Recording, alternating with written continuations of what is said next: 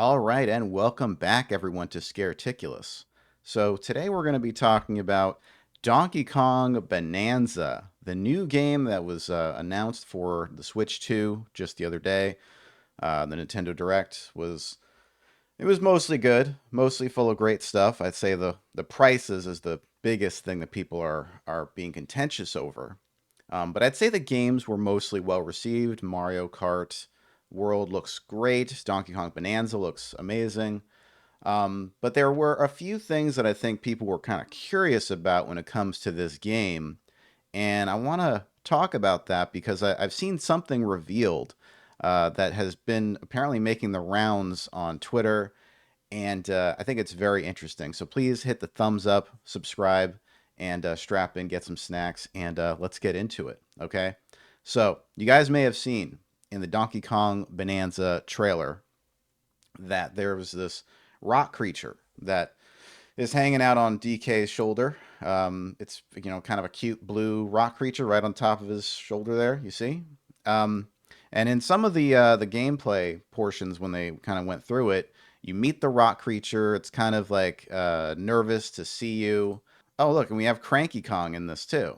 So people were also saying that this DK in this game might be the original DK from the arcade days from the 80s, and I think that's been pretty much debunked by having Cranky in the game. One thing I'm a little bothered by is that the style of Cranky doesn't seem to be changed at all. Like he doesn't seem to have like the same style as DK has now. He kind of just looks like normal Cranky Kong. But anyway, so this is the part here. This is where he meets the rock creature. So you meet the rock creature, you get it out of the ground. You see that it's alive, kind of screams at him, right? It's a cute little scene. And then what happens is it's like kind of shaking and stuff, and it then you start to sing to it, and suddenly it starts to feel better and it wants to follow you on your adventure. Oh, so cute. He wants to go with Donkey Kong. So anyway, that's basically who this character is. It's basically your companion. It kind of joins you on your little adventure here. And you just think, okay, it's a cute little rock creature, right? Nothing weird about that. Nothing strange about a little rock creature joining you on your adventure. Well, there's been some stuff revealed on the Korean website, the Korean, I guess, Nintendo website. That apparently, like, because in the box art you saw here, the rock creature's on top, right? Like, kind of just above his head, like that. And on the Korean website, there were some images that were released here, where you can see it's this girl who's just hanging off of DK, hanging off of his tie right at the top there. See? And you might be asking yourself, well, who is that? Well, it looks an awful lot to me like Pauline from the original Donkey Kong game.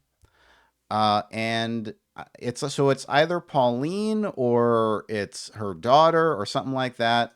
Very interesting development. I think maybe the Korean website or whoever runs the Korean website, the Koreans probably didn't get the memo that they're not supposed to release this yet because it's spoiler alert, by the way, for people who want to play this game and not have anything spoiled. I think this is actually a good selling point for the game, to be honest. Rather than a random rock creature, it's actually a girl, and maybe maybe the girl was turned into a rock in the game, right? Like maybe there's a monkey type creature, right? VoidCo. That's basically the villain in the game, I think.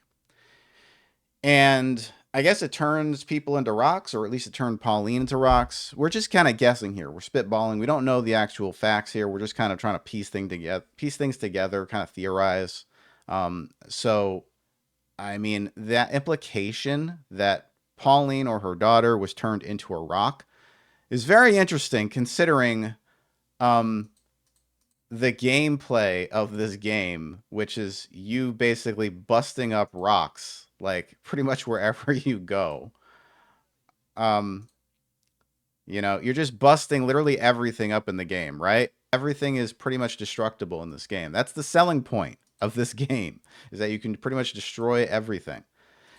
And now it's basically revealed that this rock creature is a girl. I mean, that's what we can logic out here, right? It has to be that's the girl, in rock form, right? Maybe she was transformed or something like that. Maybe they did this promotional art thinking, okay, we're going to use this at some point, or maybe they thought they were going to use this on the box art, but then they kind of transferred it to the rock instead, because I think, obviously they're trying to figure out ways to sell this game, right? And so they made up like different artworks. So I think this is an interesting implication. Like, this is the whole world like, are you going to be rescuing other rocks, other people that were turned into rocks in the game? Are you going to be destroying some people in the form of rocks? Like, you're just going to obliterate them and turn them into powder and dust so that they'll basically be dead. That's not going to be good. It's a weird implication for this game. You have to agree. It's very strange for this game that's built around destroying rocks. That, and for whatever reason, he wants to keep this rock. Like, this rock is fine because it's sentient and it can, talk and sing and stuff. So, um, I don't know. What do y'all think of that? There's also another bit of interesting storytelling that was revealed through the French website. So on the American website for this game, it says, "Who is VoidCo and what do they really want?" Right? That's the villain in this game. Well, on the French website, it says, "Who is behind VoidCo?" Which implies that there's someone behind the scenes. Maybe like is a master manipulator, someone who's like a big bad that's yet to be revealed. Who could it possibly be? Right? Well, this does seem to be some evil monkey creature. So I guess it's possible that someone else could be behind the scenes, kind of, moving and manipulating things. Could possibly be King K. Rool. That would be, I think, an incredible reveal. If they were to somehow marry the classic arcade Donkey Kong with the Donkey Kong Country kind of story. Uh, but I think the secrets that are slowly being trickled out for this game are really interesting. And this clearly they focused a little bit more on the story of this game than you might otherwise have thought. I think they're paying a lot more attention to the story than they did for Odyssey, honestly. uh, which I think honestly the biggest twist in that game was that you could play as Bowser. That was pretty awesome. So anyway, what do y'all think about this, all this stuff? I think it's pretty interesting. I don't know what the implications are. Like, are you going to be able to use Pauline somehow while you're playing the game? Like, other than in rock form, or are you going to be able to transform her back? I don't know. Very interesting stuff that we're finding out here. I just wanted to kind of let everyone know this is what I found so far. I'll probably come out with more updates if there's other stuff, other secrets that are going to be revealed. The secrets of Donkey Kong Bonanza.